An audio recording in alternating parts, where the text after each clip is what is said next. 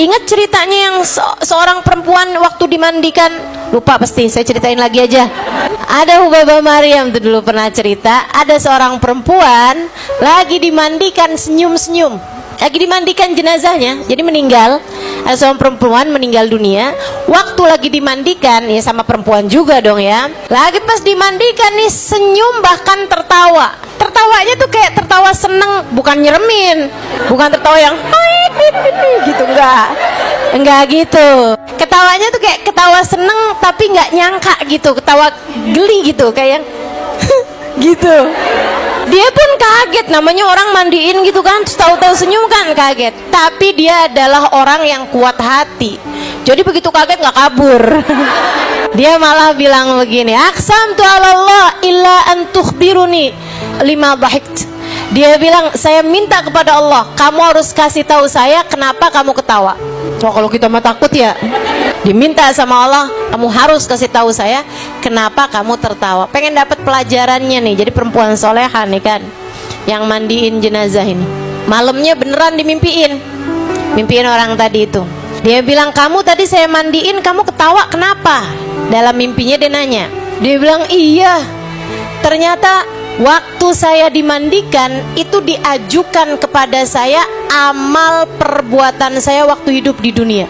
Jadi kita nih mau tahu kita nih perempuan soleha apa enggak, amal perbuatan kita diterima apa enggak, atau malah dosa-dosa kita yang membuat Allah murka. Itu udah ketahuan dari sejak kamu meninggal dunia, teman-teman. Awal meninggal tuh kita dimandikan tuh, atau bahkan dari sebelum itu udah diajukan, teman-teman, udah dikasih tahu kamu nih sebenarnya orang kayak gimana. Makanya saya pernah bilang bahwa kita nih hidup nih kayak kaset zaman dulu. Ngalamin nggak? Itu teman-teman dari luar suka nggak kelihatan. Nih dangdut, apa jazz, apa ceramah, gitu kan? Nggak kelihatan nih kaset nih isinya apa. Baru ketahuan kalau dimasukin ke kotaknya, ke tip itu loh, ya kan ya? Dimasukin ke tipnya, nyalain, jeder, baru ketahuan tuh. Sama kita juga. Kita nih nggak ketahuan nih nilai kita nih sampai dipencet tombol kematian buat kita, langsung ketahuan semuanya siapa kita. Apalagi kalau udah kita masuk kotak kita, namanya kotak kubur kita, langsung ketahuan nilainya masing-masing. Jadi sekalian saya muliakan, jadi dia bilang, wah alhamdulillah Allah rahmati saya, Allah sayangi saya, Allah ridhoi saya. Diterimalah amal kebaikan-kebaikan saya, yang nomor satunya menjadi penyebab Allah merahmati dan menyayangi saya adalah sedekah saya kepada seekor anak keledai. Gara-garanya, jadi gini, dia tiap pagi dia punya sarapan selalu diparuh dua sama dia. Nasi dibagi dua, dia tinggal sendirian sebatang kara. Dia nggak punya anak, dia nggak punya suami, gitu kan. Dia hidup sebatang kara. Wallahu a'lam apa dia udah pernah nikah dulunya habis itu cerai atau gimana. Yang pasti dia hidupnya sebatang kara. Nah itu dia tiap pagi tuh masak sarapan, sama dia diparuh dua gitu. Sepiring buat dia, sepiring lagi, satu lagi gitu kan. Habis itu tempenya dia masak dua, satu buat dia, satu buat satunya.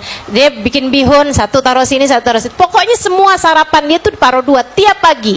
Nah yang sepiring itu dia akan sedekahkan kepada orang miskin pertama yang lewat depan rumahnya. Bisa tukang sayur, bisa tukang sampah, bisa siapa aja gitu. Nanti kalau udah orang lewat gitu kan, tukang ojek atau apa aja gitu, udah sarapan belum pak? Makan deh pak, sarapan nih, sarapan dulu deh, gitu kan. Selalu aja begitu. Hari itu dia bilang, saya nggak ketemu orang. Bingung aja nih sarapan, saya masuk lagi ke dalam, keluar lagi, nggak ada orang lewat. Maksudnya nggak ada orang yang kelihatannya nggak mampu lewat depan rumah saya. Dia bilang habis lama saya tungguin, saya lihat seekor anak keledai sedang mencari-cari makanan di tempat sampah. Saya pikir, yalah nggak ketemu orang, keledai bolehlah. Ya Allah, sedekah loh ini tetap ya Allah, gitu.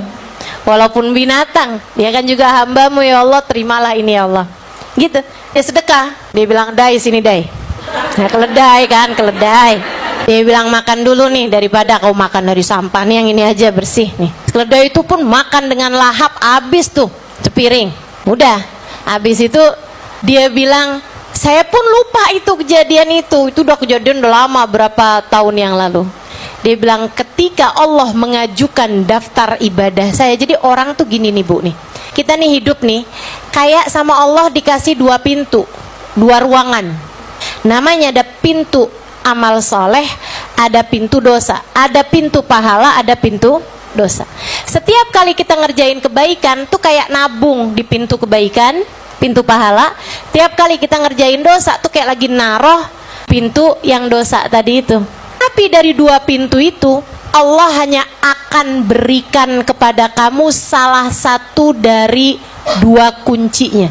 Yang diterima sama Allah cuman salah satunya. Imma khairan, ada yang diterima kebaikannya. Dengan dia diterima kebaikannya tersebut, kayak Allah lagi ngasih nih kuncinya, silahkan saya terima nih yang kebaikan, gitu kan? Itu nanti yang dosa-dosa menjadi terhapuskan dengan kebaikan-kebaikan yang kamu lakukan. Kata Allah, innal hasanat yudhibnas sayyiat. Sungguhnya kebaikan-kebaikan akan menghapuskan dosa-dosa.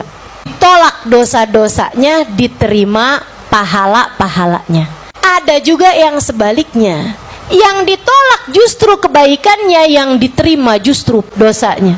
Jadi sama Allah diterima dosanya, ditolak semua kebaikannya, sama Allah dikasih nih pintu dosa-dosa kamu. Terus yang pahala yang saya udah kerjain, udah aku tolak semuanya, kata Allah. Nyakanya memang karena dia melakukannya, bukan karena Allah. Sedekah hanya biar namanya bagus, jadi nggak ada nilai pahalanya gitu. Yang diterima adalah dosa-dosanya, naudzubillah min dzalik. Nah itu kalau udah kayak begitu tuh, yaudah yang diajukan sama dia adalah dosa-dosanya. Nah di antara dosa atau pahala itu ada satu pahala atau ada satu dosa yang menjadi penyebab Allah memberi kunci-kunci ruangan itu. Ada amal ibadahmu yang diterima, yang Allah suka, sampai sesudah Allah suka sama kebaikan itu, Allah tuh kayak yang nih kuncinya, kamu sudah aku terima di sisiku, silahkan masuk ke dalam keridhoanku. Kalau udah kayak begitu, dia meninggal dunia, namanya mati dalam keadaan husnul khatimah. Sebaliknya pilihan yang kedua, orang yang kebaikannya nggak diterima sama Allah, yang diterima justru dosanya, karena dia telah melakukan sesuatu hal yang membuat Allah murka bener sama dia. Allah kesel, Allah marah betul-betul sama dia. Allah kayak tolak semua kebaikannya dia, kemudian Allah terima semua dosa-dosa dia. Nih kunci dari dosa-dosamu selama ini. Karena hal inilah aku marah padamu, aku tutup pintu kebaikan darimu, dan aku berikan kepadamu kunci pembuka semua dosa-dosa yang telah kamu lakukan selama ini. Hanya sampai-sampai katanya Sayyidina Ali Zainal Abidin Ibn Husain bin Fatimah bintun Nabi sallallahu alaihi wasallam, la tahtakiranna minal amali syai'an la'alla fihi radah. Jangan pernah remehkan perbuatan dosa sekecil apapun, siapa tahu ia jadi sebab Allah ridho padamu. Jangan remehkan dosa sekecil apapun, siapa tahu gara-gara dosa tersebut Allah murka padamu, kemudian Allah pun menutup pintu kebaikan darimu. Ngeri nih. Dia bilang yang nomor satunya yang menjadi penyebab Allah menerima saya adalah sedekah saya kepada anak keledai hari itu. Saya kan jadi nggak nyangka banget gitu. Ternyata yang itu. Dia pun ketawa gitu, gak nyangka ternyata amal itu yang diterima sama Allah. Nah kita gak pernah tahu teman-teman, kita pernah tahu. Mungkin sedekah kepada yang sedang sangat memerlukan, kita gak tahu. Mungkin kalimat-kalimat indah yang kamu sampaikan kepada suamimu, mungkin belayan hangat kepada anak-anakmu yang sedang hatinya patah karena dibully sama teman-temannya, kamu gak pernah tahu. Jangan remehkan kebaikan sekecil apapun itu. Siapa tahu di sana terdapat keridhaan Allah Subhanahu wa taala. Gitu. Jangan nunggu kaya buat sedekah. Jangan. Semampunya. Setiap kali ada ladang-ladang kebaikan, bismillah.